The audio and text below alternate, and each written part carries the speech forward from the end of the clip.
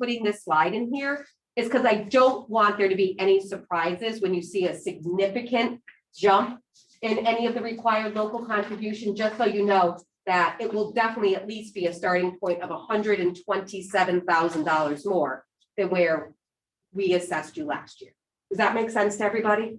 That's looking at me. Well, at least assessment fee. Yeah. Does that make sense? Yeah, it was more of a net, you were giving us that money and then the You gave CARES us money money. came to you. So Mhm. it was a net to us, It but was a left hand Right. to the right hand, but when you Yeah. start looking at a budget perspective, there's going to be $127,000 in a line item that was zero last year. And it's gonna go up. So I just want to put that out there, just so that everybody's aware that that's gonna be our starting point. Automatically, it's gonna be 127,000 more than we were Jen, do last we year. want to, because I don't know. Oh, I'm sorry. I'm just Sure. wondering whether we want to do a quick little introductory section Absolutely. thing around here. Okay, you I'm want to Ralph start? Stevenson. I'm the school committee chairman for for our district. Welcome. John Shines on the Southwest. Jen Willard, superintendent. Steve Presnell, Finance and Operations Director. Ted Locke, I'm the,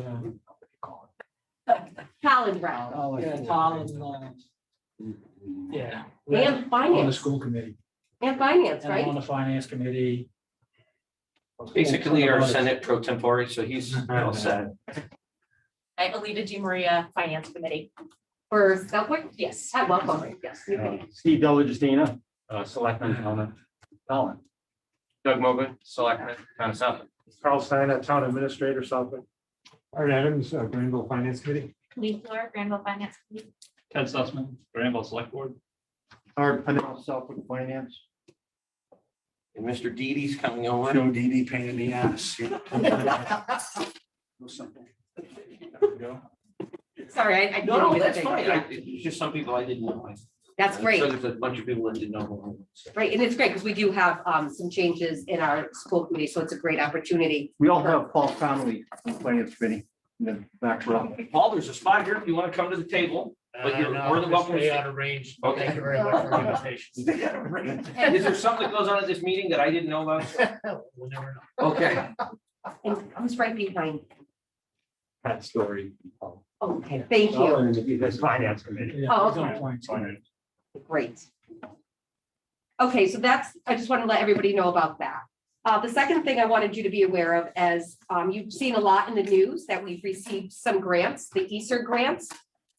We wanted to let you know what positions that we have funded with this grant money, and also to let you know that these are not reoccurring positions. These are, because we don't want to hit that financial cliff, that these positions are built in to deal with learning loss and to put in some additional teachers to keep class sizes low in K and 1, because we know the more research that we're getting is the smaller the class size in K and 1, that our students need to be reading at grade level by the time now they leave grade 1. It used to be grade 3. So we really want to make sure that we have small class sizes in K and 1, especially with the learning models that we used last year. We wanted to make sure we had small class sizes.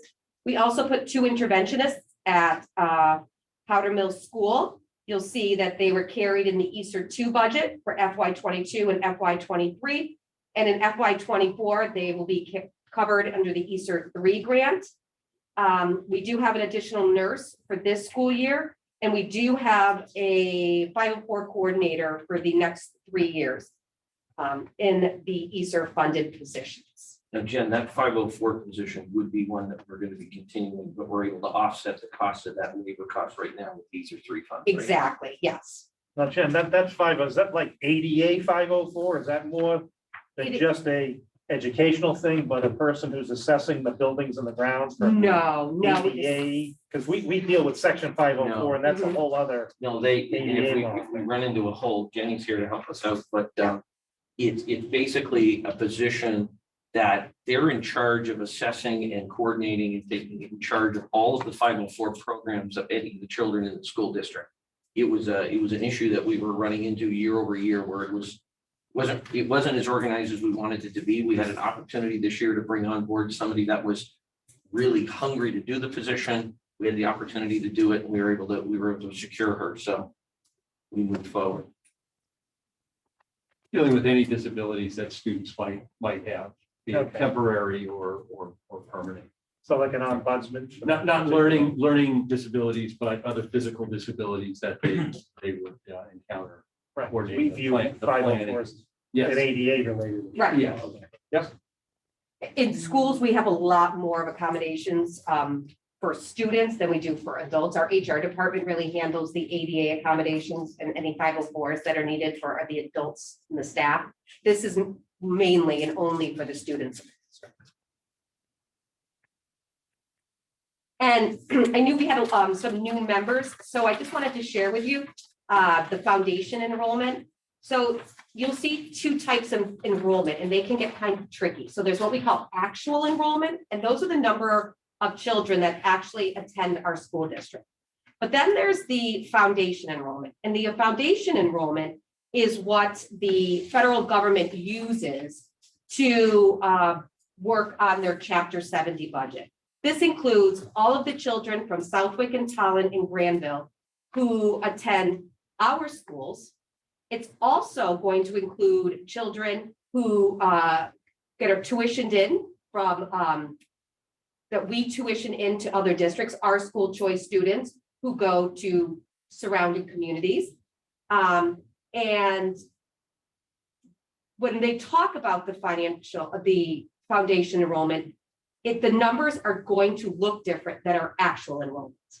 So foundation again is what our Chapter 70 and your required local contributions are based on. Actual enrollment are going to include children from school choice. And it doesn't include the children that we school choice out. So they're two different numbers. When we talk about the foundation enrollment right now, we use what we call our October 1 SIMS data. That is the student information system where we get our number of students only that are in Southwick and Tallinn and Granville who are enrolled in our school. So our foundation number will go up in January when we get the number of children from the surrounding communities that get school choice there. But right now, our initial SIMS data is only the children in Southwick, Tallinn, and Granville who are going to our schools. And so why am I including this in this slide?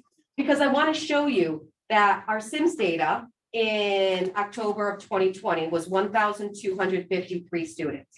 And our SIMS data, same time period, October 2021, is 1,223 students. So our foundation for in-district students has decreased by 30 students. So we are seeing still that decline in our foundation numbers that we predicted and the state has predicted that everybody is seeing, especially in the rural communities. The next one is actual enrollment. So this was FY21. We had 1,393 students. This year, FY22, we have 1,359 students. So there is still a difference of 34 students for this year. So we know 30 of them where we can look back and we see that it's our SIMS enrollment, but there's still 4 other students that we lost, probably school choice or whatnot. We'll have more information. But you need to look back at FY21. In FY21, there was an enrollment dip of 93 students. And this year, we still saw another decline of 34 students. So in a year, the school district has lost 127 students. That's significant. That is, yes. Weren't we blaming that on COVID at the point? Last year, the difference was 93, yes. So we would thought a lot of kids went to homeschooling, a lot of students went to private schools. We expected to see an increase this year. We were not expecting to see a decline in enrollment. But we did, and so that's where we are. When we looked at the data, we went a little bit deeper, we see that we lose a lot of our students in grade 9. A lot of our students go to Westfield Technical Academy. They will go to Pope Francis, or they'll school choice out. That's where we saw our greatest decline in enrollment.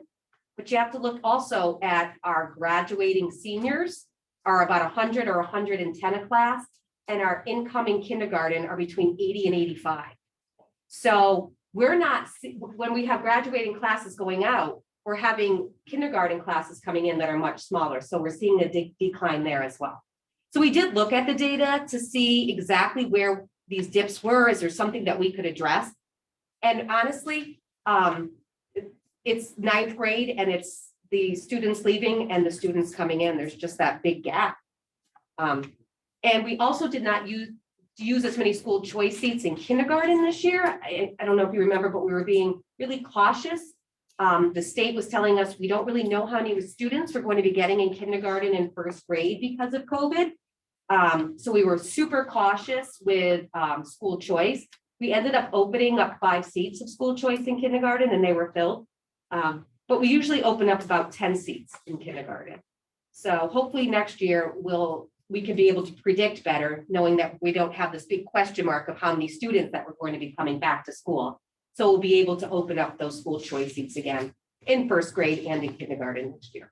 So Jen, what is your net difference in school choice in terms of how many are going out versus how many are coming in? I can tell you in January. Oh, so We you don't have the don't net have number that yet. data yet. So in January, Amy sends something out to all the local districts and they send something to us.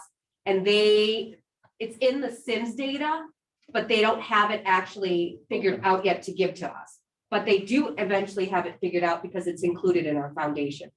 So we don't know yet. You have to approve homeschooling for everybody in town Yes. under the law. Mhm. What is the number of people homeschooled? I don't know off the top of my head. Amy, do you know the number? 64. So there's 64 people that could be coming here. Mhm. Does that include all 3 towns? Yes, But they would be included in the foundation. they numbers, right? School. 'Cause got they're- homeschool. No, Homeschools, no, they're even though not counted in children that anything. are eligible to come, they're not included. No. Oh, okay. No, we don't get any money for them. No, On the school choice Choice we question, do. Carl, I would just say, through last year, we continued to track at about a 3-to-1 ratio of incoming versus outgoing. Yeah. So we're still a very net positive school choice district. Yeah. So that helps. Right, you're either the receiving district for the money or the sending district. we are definitely in the much higher of the receiving than the send. So we would know how many we have school choice in this year, right? We could do that. We know that number in, we just don't Yes. know what's left because Right. they have to tell us. Correct. So the reason I'm showing you the enrollment is that our enrollment is still declining. Even with a 93 student loss last year, Southwick still went up $127,000 in required local contribution. The reason I'm bringing this up is because this is a big question mark for me, and it's my second to last slide is, I don't know what to expect in required local contributions, but one thing they've told us that for FY22, there was a 1.4% increase to foundation budget. This year for FY23, they're anticipating a 4 to 5% increase because of CPI and inflation predictions. Which is why I really wanted to have this meeting, because it's really important to get this information to you. Again, we got this through our people at the state level who are sharing it with us. I don't want there to be any surprises. Again, these are the things that we can't control. The foundation budget comes from the state, and it is what it is. So what you're saying though is it's the inflation rate that's applied to the foundation Foundation. budget formula. Yeah, They used 1.4% for FY22 Mhm. purposes. But for FY23, they're saying it could be the inflation factor that gets used in the foundation budget formula could be between Yes. 4 and 5%. So is this a variable of that new legislation by the Commonwealth to how it's gonna redistribute? Student Opportunity Act, Yeah, that new acronym they have there about how they're gonna, it's weaved in. and yeah. where we fall within that profile of communities where we're just not gonna be a beneficiary of that going forward in the future, Generally speaking, right? as Correct. other more urban areas will. that's the Student Opportunity Act. Yes, we get the $35 per student included in our foundation aid. That's the only increase we will see to our foundation aid from the state. But that's not including this. This is purely inflationary pressures on the budget that they're saying that Correct. they're gonna pass on, Correct. which is supposed to be transitory, but obviously it's not. We're gonna get hit with it. And again, I'm just putting this out there. I don't have my magic crystal ball. I don't know if that's what they're going to do, but I want to make sure that the purpose of this is for me to share this with all of you and be prepared as budget season comes, that you're not caught off guard by anything.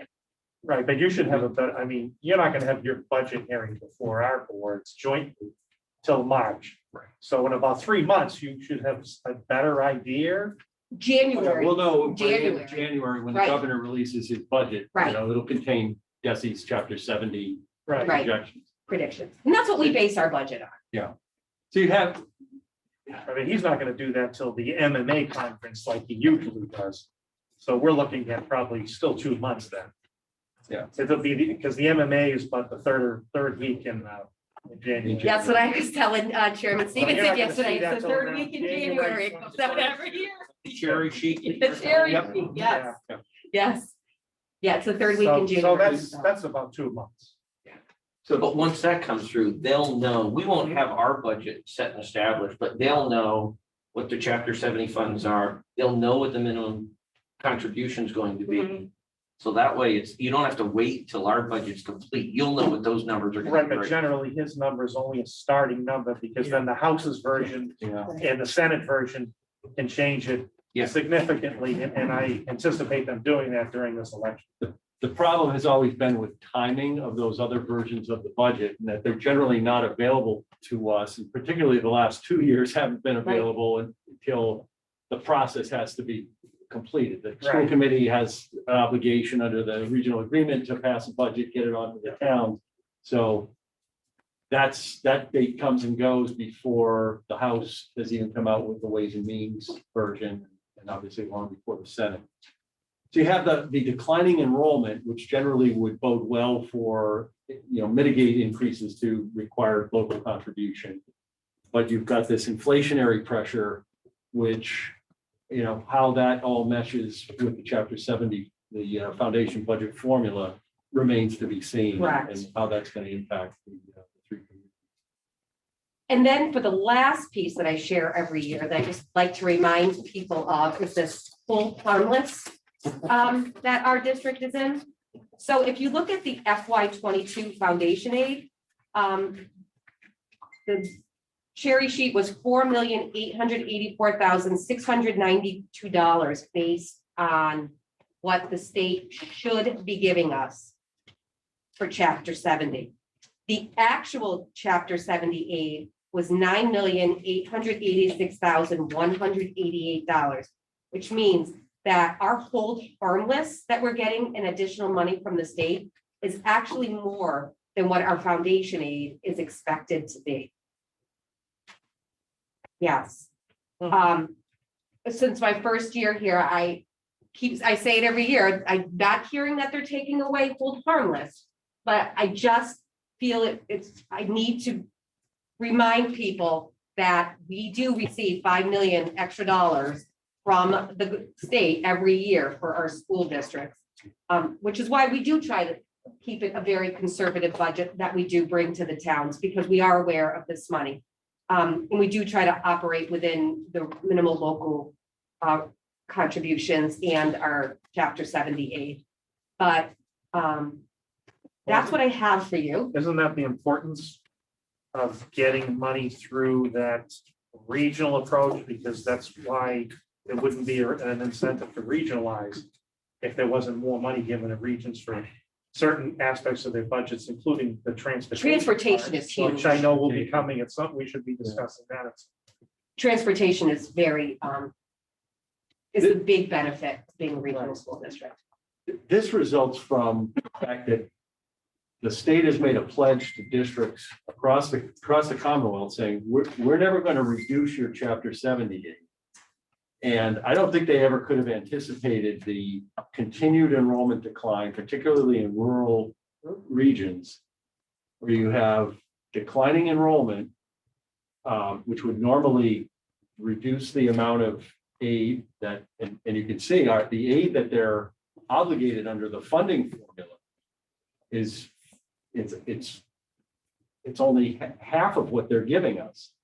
So they've frozen a commitment, say, we're never going to give you less than we gave you the year before. Plus they've layered on top of that, this per capita $35 per head, which doesn't move the needle much, but it keeps it moving very slowly in an upward trajectory.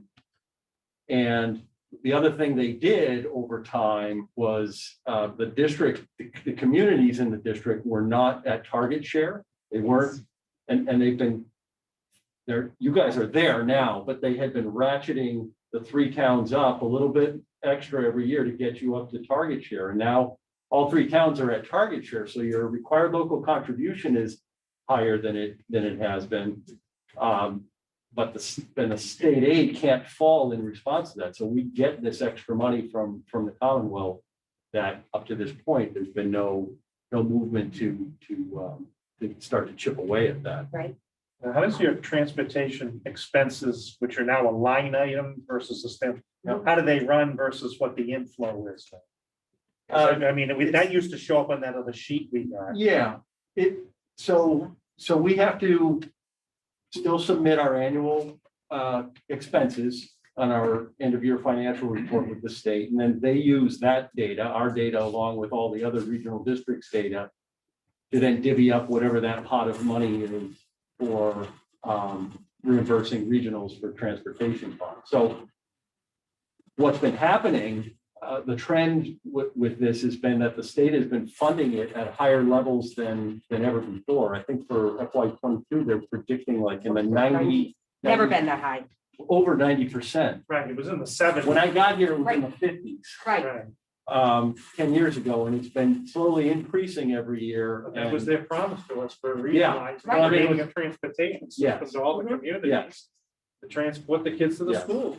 So the net effect is, if they can continue to promise those funding levels, Right. you'll see, the 3 towns will see their contribution for transportation go down because we can count on and rely on a larger percentage of the overall transportation cost being paid for by the town. And that's included in the cherry sheet as well. an estimate. Is the school committee association or the superintendent's associations or business officer associations hearing anything about any more CARES money or ARPA money or any of their funds that are being contemplated to flow into communities? There was that redistribution of the ARPA money, I think it was, but it doesn't, I don't think any of that's going to flow to us. We saw an update from the Mass Association of Regional Schools with what the legislature is doing. That could be, well, the legislature is doing something separate, but they're now going back and they had a deadline for all the communities for the use of the CARES money, of which we had transferred some to you. Yeah. Did all our reimbursements, did through FEMA and the state A&F. And now they're going around to all the communities and they're saying, okay, how much did you spend? Because they had given people huge allotments. And I think they're gonna go and aggregate all of those surpluses and see where they might reprogram that money. And there was no talk about that being dovetailed into that other federal ARPA money. Yeah. So somewhere out there, there's a big pool of leftover CARES money, which was in the earlier Right. intergovernmental transfers to the states. Because I mean, ours is like, I think we might have been in the $300,000 range with all our reimbursements and the money we gave you. And our allotment was like 863. I'm not sure what the other communities were, but they're going along and they're gonna take all of that reservation and then they're gonna put that money somewhere. Yeah.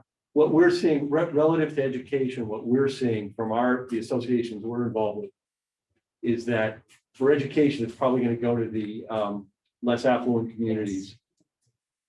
Communities with high poverty, high poverty incidents, highly affected by COVID, disproportionately affected by COVID. So we're hearing it's not going to flow to districts like ours, but I don't think any of that's going to be decided. Well, thank God you got a share of it. From us Yes. and these other Yes, communities. it was Everybody gave a proportional share. fabulous. You needed it, you used it, but the issue isn't gone. We keep telling them, why did you have a deadline? The issue's still happening. Why would you stop allowing communities to Yeah. Right. put in for reimbursements and use it for valid purposes? Because that money was broad-based money, it was more flexible. Federal money is, that's continuing the other FEMA money, but it's very narrowly Yes. based criteria. Correct. And it's very hard to make a case to qualify. You got a better chance doing it for a snowstorm. That's coming. We know, Get there soon. we're in that business. I got my first text from Doug Roberts this morning, 4:23. Tell me over 1,000 feet. They were treating the road, it's up in Grand. Didn't even have a chance to melt the salt. Let it begin. I'm sure there are spots where it was wet enough that it melted. When I drove, just salt chunks. So the punchline here is, will we see significantly higher MLC amounts? I guess that if we have to contribute minimum local contribution at a higher rate, I guess that's okay. Whatever that works out to be, but some years we've had to contribute above the minimum local contribution to balance the budget. Are we looking at that scenario this year or probably not? Don't know yet. I don't know. I don't anticipate us. I tried. If we do bring forward a discretionary line item, it's usually pretty minimal. And what is the board's, what are the main activities? What are the goals for this year? Is there any plans? Usually we have money associated with hopefully outcomes at the end of the year. Are there any strategies, any actions the board's Yes. taking on this year? We have a huge new literacy initiative where we just bought high quality instructional materials, K-6. And we also have a new math program throughout our entire district, K-12. We used a lot of our leftover funds from the previous years. There's professional development. Jenny, do you want to speak to that a little bit more? I didn't hear the question. Okay, he just wants to know what initiatives we have on the table this year that we're spending money on. I explained to him about the high quality instructional materials and literacy. Educational initiatives? Yes. Specifically? Yeah, so we're in a launch of a new core literacy program, K-6. So we purchased that program last year. And now we're working with an organization called Hill for Literacy that was recommended to us out of DESE to help us to implement that. We also purchased a new math curriculum for this year that's been implemented K-12, as Jen mentioned. And there's professional development around both of those initiatives.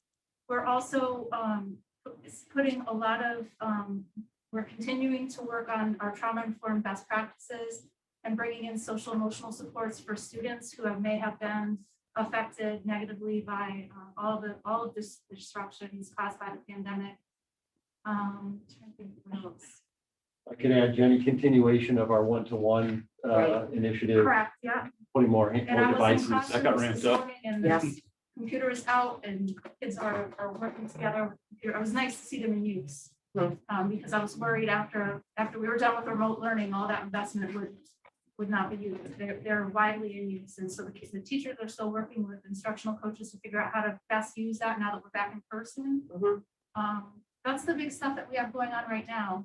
How are we doing on highly qualified teachers? Are we Access to high quality instructional materials for all teachers, and then make sure they have professional development to teach it appropriately.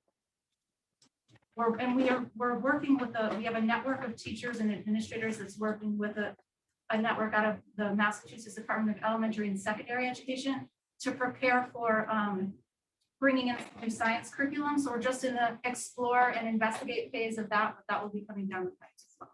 And I did budget some money in our ESER 3 for that purpose. I missed last year's, the meeting before that, where was some discussion about the retirements bringing down the numbers of highly qualified teachers the district had. Has that been rectified or is that still low? We didn't see a lot of I retirements. mean, no retirement. That would have been like 3 or 4 years ago. We had significant retirements, probably say in my first 4 to 5 years here. I've been here It was 10 longer, years yeah. now. Kind of, it's waned quite a bit to the Yeah. point where we had virtually nothing None. the last couple of years. Right.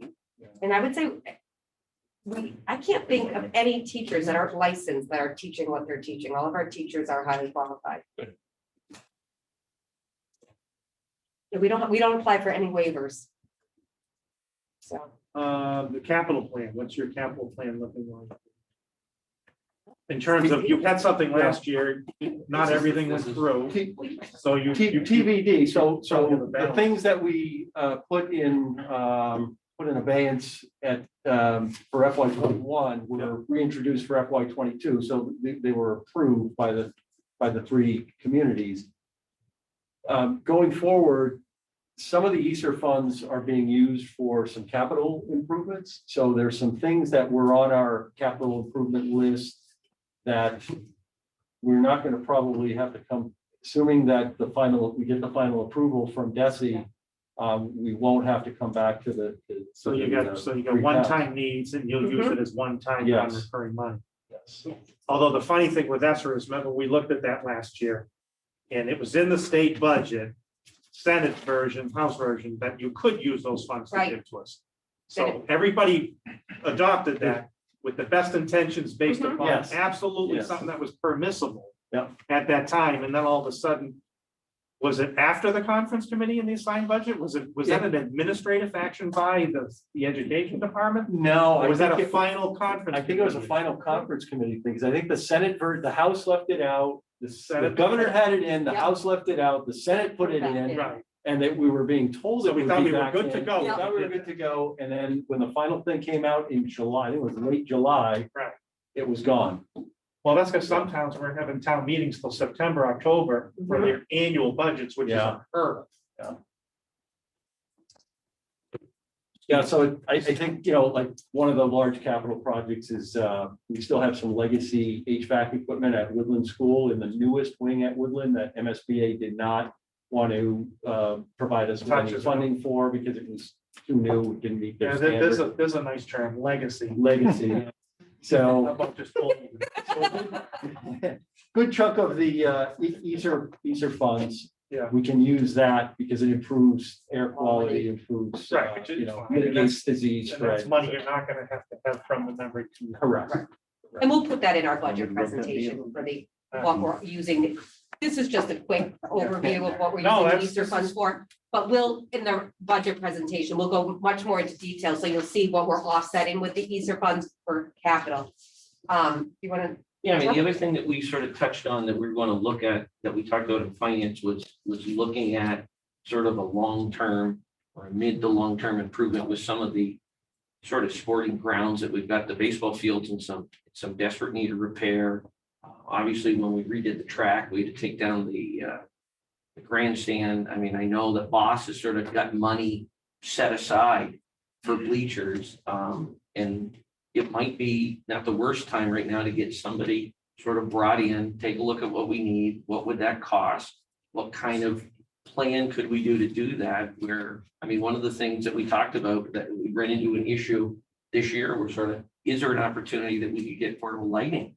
That's not too expensive, that we could set up even potential sort of ground poles that we could put these things in and have a night game at the field hockey field or a night game at the soccer field. Or right this year, we were running around with our tails between our, trying to get night games for the seniors for soccer. They normally do at Wally. Well, at National Motocross, they ended up tearing up Wally Park and it wasn't available. So it was trying to figure out what was going on. So, I think it was another event that. Yeah, it wasn't. oh, was it Regamania? No. Another event. Regardless, we won't throw anyone else. Oh, under the no, bus that's fine. Unless we actually know what we're talking about. There was some damage at Wally Park, Yeah. correct, which unfortunately didn't get fixed in time for the soccer games. We'll leave it at that. Yeah, so it was something Yeah, that came we're up. aware of Yeah, it was something that came up. So that. Yeah. there might be an alternative out there that's like not too large of a financial investment that would allow us to potentially have portable lights that we could move between baseball, soccer and field, and you could have night games and we can do them on our own.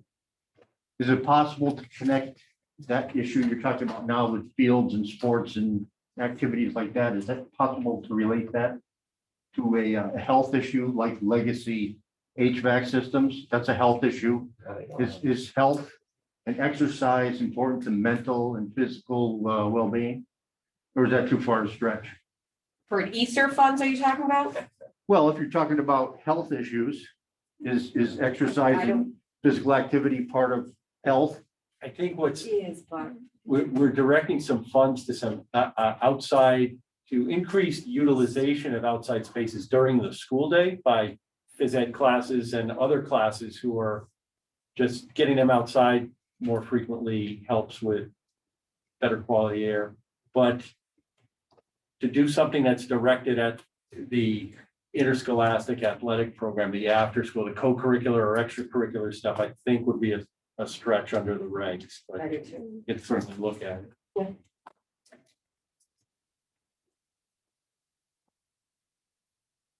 if you've got a lot of legacy HVAC equipment, have you looked at the Green Communities program, which can be applied to school districts for getting some of that replaced?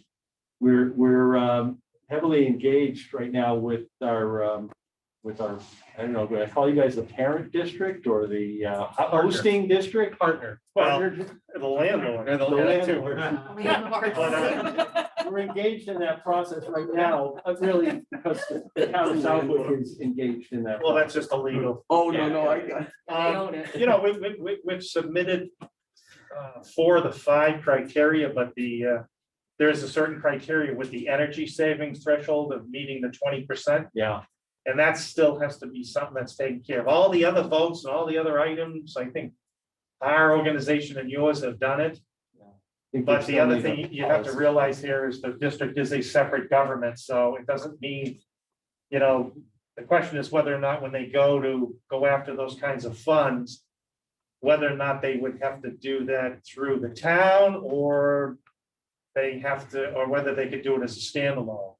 Our purposes of trying to acquire that money is for other eligible items that the town of Southwick needs, which relate to furnaces and boilers, and these are all major energy consuming things. And those are the things that we have on our tie-in bond report that was done that identified a bunch of different projects. So what we're trying to do is to say, okay, for the projects that we, you know, can get money for through other fund sources, let's do that so that the taxpayer doesn't have to pay for those. They've already paid for it through their state taxes. So if there's, you know, green energy money, then we look at that as a fund source and CDBG for elevators. And then we've been trying to deal with a, you know, a CPC maybe funding source for the town hall roof for his historical building, but that, you know, that application was not successful last year and we don't know where it's going to go. And we are getting ready with the, you know, the next step in that roofing project in our building, and that's going to be coming up in a few weeks. Yeah. And we're going to see where that leads to and how to fund source that. Correct me if I'm wrong, Carl, but didn't the DOER rep kind of indicate that the school district would kind of come, whatever funding we might be able to access through this would be lagging quite a bit from the projects that you guys have in mind, like we would see some delay before we did. It might be, well, it doesn't keep you from initially qualifying to become a member, which our community did vote for that designation. Comes with a pool of dollars up front, and those were the pool that was identified for these capital projects that I've just articulated to you. But it does not rule out after that future years' ability to apply for these grant funds. And that's where individuals like Mr. Wickander comes into play. He's very smart, very knowledgeable about these things. And those things are definitely in play for the future, but they're a couple of years out. Right. And I think our ability to get kind of shovel in the ground or into the boiler. We have to deal with heating plants and things like that, which you already, for the most part, already have, or you're able to use ESSER funds. So I wouldn't want to see us all of a sudden, we don't have access to ESSER funds to do ours, so we got to do it the other way. Yeah. So the last thing you want to do is take our green energy money to go do something else when we need that. We don't have ESSER. But Carl, there is a benefit, that fact that Southwick is a green community, Town's a green community, and Granville's a green community. Yes. So you're gonna be able to apply for competitive funds. Yeah. That will add up to much bigger dollars than the town of Southwick. Because of the membership with the free community. So that's something good to look forward to the future. Right. Yeah, the key, We're happy to participate. is the thing, the key thing is you've got to get to that 20% energy savings. And that process hasn't quite happened yet.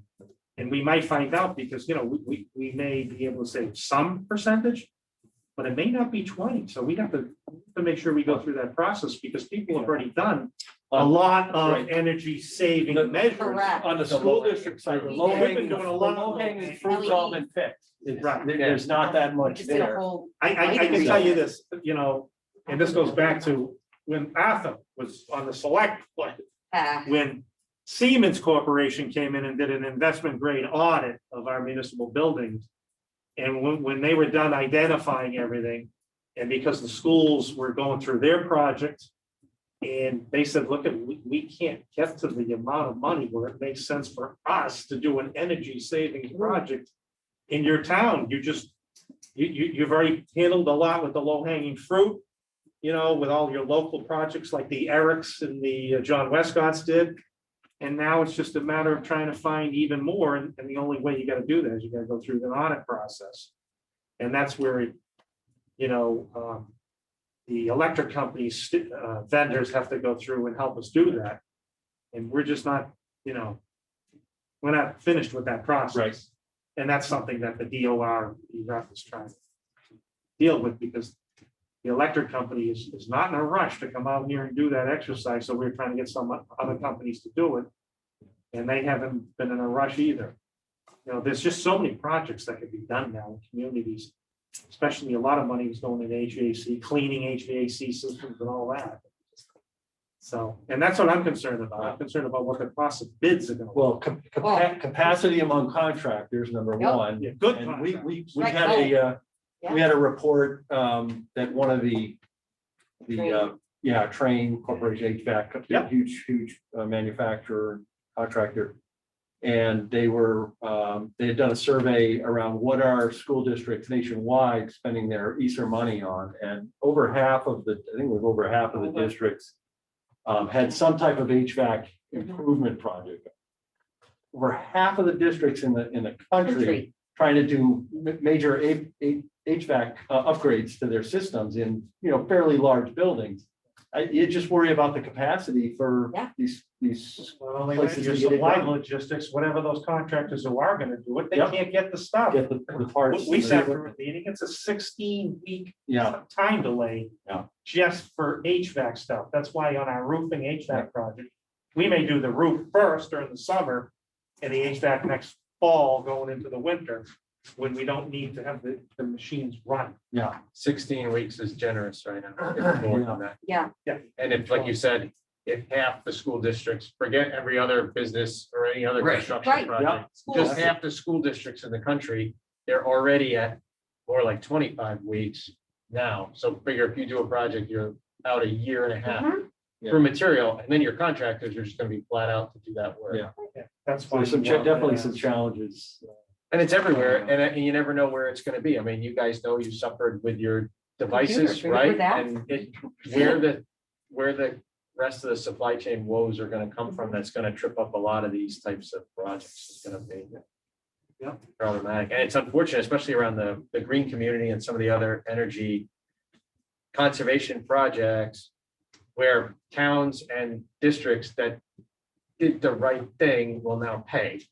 Because that 20%, if you had all incandescent bulbs and you go, okay, 20%, Right. easy peasy. LED. Everybody's already went through two already in the town hall. Yeah.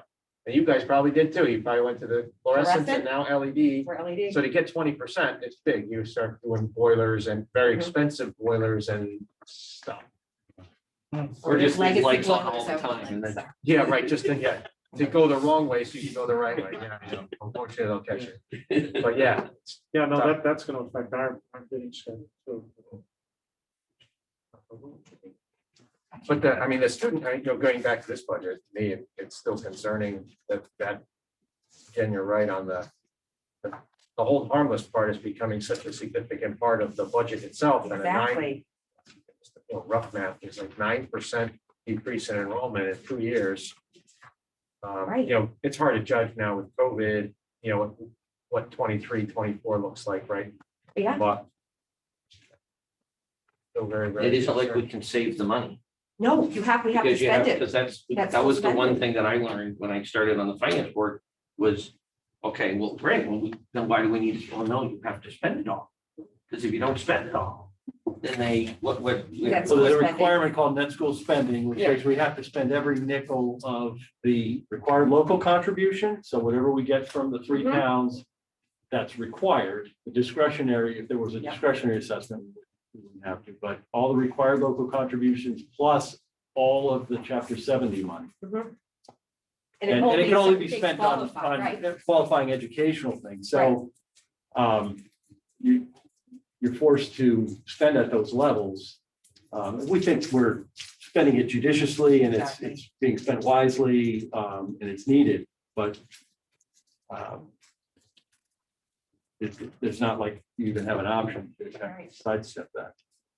But we do have a healthy E&D, Yes. and we have a very healthy school choice. And as you know, the last few budgets, we've been offsetting the budget with a significant portion of, significantly greater portion of our E&D than we have in the past. So for the past 2 years, we've increased what we contribute from our E&D. And we anticipate being able to do that again this year as well. So that's a positive. Yes. That's definitely a positive. I think we're at about our 5% limit on E&D. You should be, Yeah. And Steve, your sewer connection's all done, you're all running, everything's good, Perfect. no administrative consent orders, everything's good? Yeah. Okay. Why would you bring that up now? I know. Done, Carl, done. I just want to make sure, is there anything else coming? Take the air out of a room. Is there anything else coming? When do you think you'll start to see some numbers around the transportation on how that new setup is gonna work for you, budgetarily wise and cost wise? Because you guys are still in. So we're in our second year of running with the collaborative. The first year came in at or under budget. Right. And their figure for this year was about even with, I think it was maybe a 1.5 or 2% increase over last year. And so it's tracking the way we would have anticipated. We are seeing some of the back end savings now with retirement assessments. The debt going service down. on the buses that you The did. debt service on the bus service. So those are out of your debt I plan. forgot we missed the year. So you're out of the bus business now? Yeah. We're out. You had a year where you We're were never holding paper. completely out, Doug. Well, you were Yeah. holding paper on buses for a while Yeah. because We it was still are. advantageous. You still are. We still Okay. have some more. Okay. You still have a couple of years of rolling off. Yeah. those. Right. So that's more of a, that's Two a more years after. OpEx instead of a after- CapEx. Right. Yeah. Thank you, Carl. The other thing that came up at the last LPVEC sort of governor, whatever it's called, board of directors or governors that I'm on, they are looking to purchase or lease some more land in Agawam to actually move all the buses that we've got here out. So, Which is great for us. yeah. so Right, you that's- could use that space. Our Eric is dying to get over Yeah. to that And the, space for building these routes. Yeah. Finally go. Right, the fuel The tank. Mr. Condren Memorial Fuel Tank can finally Yeah. go away. Let's not even put that. You have to call Arthur up when it's time to remove it. They're looking to do that rather Bring a quickly. beer on ice. They are. Yeah, the last one there is that they've already contacted a realtor. They're looking at space. They're trying to do it within a certain mileage range of where the current facility is in Agawam, so that they can get the whole system out of here. He's not gonna do anything to the schedule. I'm thinking more Granville and Collin, like you're talking another 10 minutes further east, then they have to go. I don't think it's necessarily gonna affect the kids. I think it'll affect the bus drivers. They may have to get to their bus a little earlier if they're that further away, but I don't think that should impact the kids' pickup times or anything. Yeah, what I'm not sure, Steve, are that they're still doing things in park outs or, Yeah.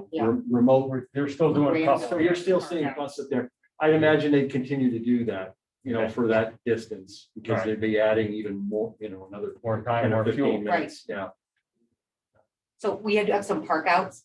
I didn't know what they were until I started working here, but so we have some buses that like stay overnight in Granville and stay overnight in Tallinn. Because the drivers live Well, that makes close, sense. and so that they don't have to come all the way down here and then go all the way back up there. Oh, wow, yeah, that's great. It's a cost savings It to is the a cost company. savings. It is. It's Right. convenient. Yeah. Less wear and tear on Yeah. the buses going up and down 57. But if they have an employee that lives up in that area, that Yeah. probably makes sense. Yes. Is Carol then? Should be in jail in a week. No, that would be me. So that's all we have for you tonight. As we said, third week in January, we'll get the charity sheet, and Carl's usually right on top of it as soon as it comes out, so. Oh, I'm shipping them out. So, and then we'll have our annual budget hearing, usually in late March, we held that. And that's what we'll have the school choice numbers. I usually have the slide for school choice in, school choice out. I have the enrollment at the foundation numbers. I have the required local contributions. So I have all those graphs that I have for historical data as well to compare it to. Is there anyone remote that had any questions? I saw something flashing in the background. just a minute ago. I don't know. Amy would know. Usually you're not allowed to ask. Okay. This is an outgoing process only. Information. Joe, that's why I'm here. 'Cause I told you. That's what happens when you stop. You can't say nothing and you're in college for Christ's sakes. It's a waste of time, that kind of thing. Yeah, this is an outgoing process only. Let me tell you, I think it may have some merit. Just kidding. That's it. Wait, my phone's blowing up. Kidding. Doug. Okay, so So, thank you. thank you very all. much. It's nice to see everybody. I gotta be honest, it's so nice to see people in person. So thank you for coming. First meeting I ever-